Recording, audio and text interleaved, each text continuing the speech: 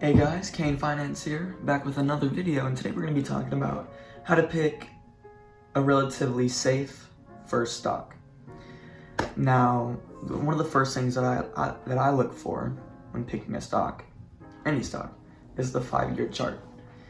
And if there is a nice growth from the bottom left corner of the screen to the top right, if there's a nice upward curve, I'm all for it. Another thing when I look at the 5-year chart is the yearly increments. I'd like it to be over 50% over the past 5 years. So more than 10% growth year after year. And Vanguard S&P 500 ETF, or VOO, does that. It has an 83% growth of the past 5 years, even with the coronavirus.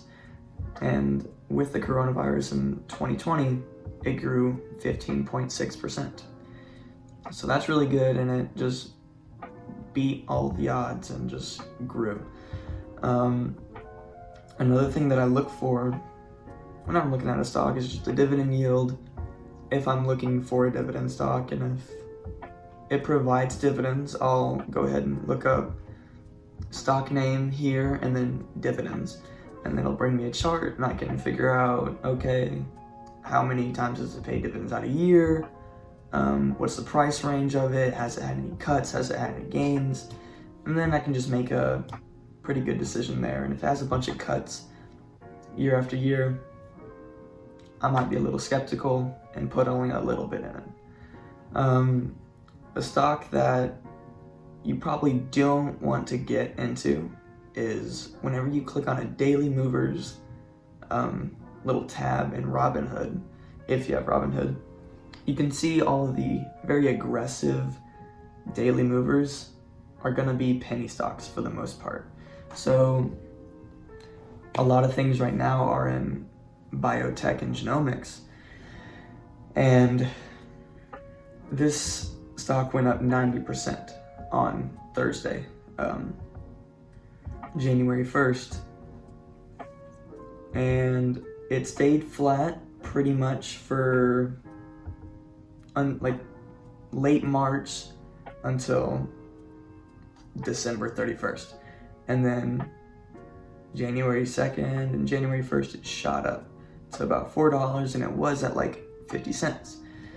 And I'll throw up a graph right there in a second, but I mean, as you can tell, it's just not a very strong, stable stock that you can like really trust your money in.